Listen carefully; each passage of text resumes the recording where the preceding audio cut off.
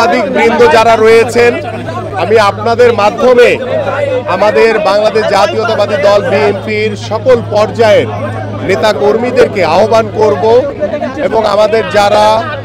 আমাদের এই প্রিয় নেত্রীর প্রতি যাদের ভালোবাসা রয়েছে, তার প্রতি যে মমতা রয়েছে, সেই আবেগটি আপনারা ধরে রেখে আপনারা নিজ নিজ ঘরে থেকে আমাদের প্রিয় নেত্রীর জন্য দোয়া করবেন এবং আমাদের প্রত্যেকটি মসজিদ মাদ্রাসায় ইতিমধ্যে আমাদের প্রিয় নেত্রীর জন্য দোয়া করানো হয়েছে।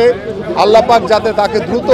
সুস্থতা দান করেন এবং দ্রুত সময়ের ভিতরে তিনি যাতে আমাদের মাঝে ফিরে আসেন। এবং আমি আপনাদের মাধ্যমে আমার সারা বাংলাদেশের প্রত্যেকটি নেতা কর্মী যারা রয়েছেন সকলের কাছে আহ্বান করব, কেউ এই হসপিটালের সামনে এসে ভিড় করবেন না এবং এই হসপিটালে আমাদের প্রিয় নেত্রীর সাথে আরও অন্যান্য যারা রোগী রয়েছেন তাদের স্বজনদের আসা যাওয়ায় কোনো প্রকার বিঘ্ন ঘটাবেন না। এবং আমরা আমাদের প্রিয় নেত্রীর দ্রুত সুস্থতা কামনা করছি এবং আমি আপনাদের মাধ্যমে সারা বাংলাদেশের প্রত্যেকটি নেতাকর্মী, প্রত্যেকটি সাধারণ মানুষ সকলের কাছে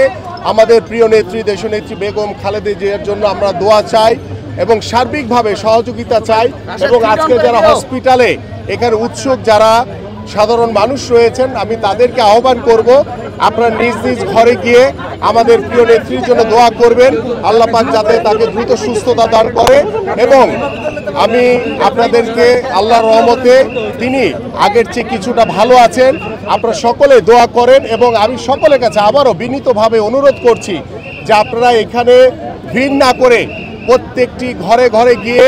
আপনারা নিজ নিজ ঘরে গিয়ে আমাদের প্রিয় নেত্রী দেশনেত্রী বেগম খালেদা জিয়ার জন্য দোয়া করেন, তিনি যাতে সুস্থ হয়ে দ্রুত আমাদের মাঝে আবার ফিরে আসেন।